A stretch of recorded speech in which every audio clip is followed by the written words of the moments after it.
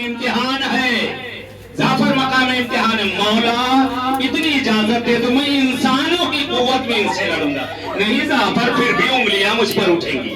कहती इजाजत नहीं दी हुसैन ने। कहते जाफर ने अपनी आंखों के सामने सारा मंजर देखा। जहरा का घर उजड़ता रहा, जाफर तड़पते रहे। हुसैन को जिबा कर दिया गया, जाफर तड़पते रहे। कहते हुसैन के लाशे को पामाल कर दिया, जाफर जमीन पर कदम पटकते रहे, चीखते रहे, छोड़ दो जहरा के लाल को, क्या हो गया तुम्हारी गैरतों को।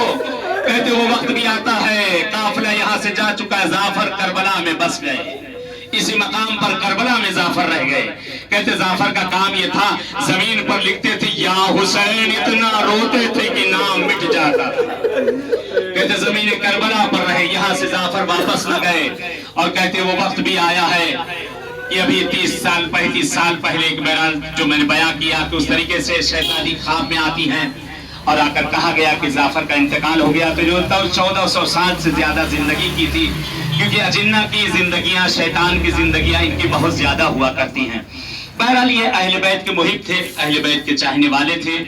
कि इस जमीन करबला पर उनकी कब्र का निशान नहीं है, मालूम नहीं उनकी कब्र कहाँ है, जगह का खाली ये निशान है कि यहीं पर घर था। इतना सही घर नहीं था, बहरहाल यादगारी के तौर पे एक जगह ये रोक रखी गई है, कह दिया गया, मंसूब कर दिया कि यही जगह है। जो मैंने आपको पेड़ वहां पे एक घर दिखाए कि लाइट जल रही, वो देख लीजिए। आशूर इंशाल्लाह, खुदा किस्मत करे आप लोग कभी आशूर आइए इंशाल्लाह। आपने सुना होगा 2 दरख्त हैं, एक ईरान में कज़वीन के अंदर और एक इराक में सरजमीन करबला के ऊपर।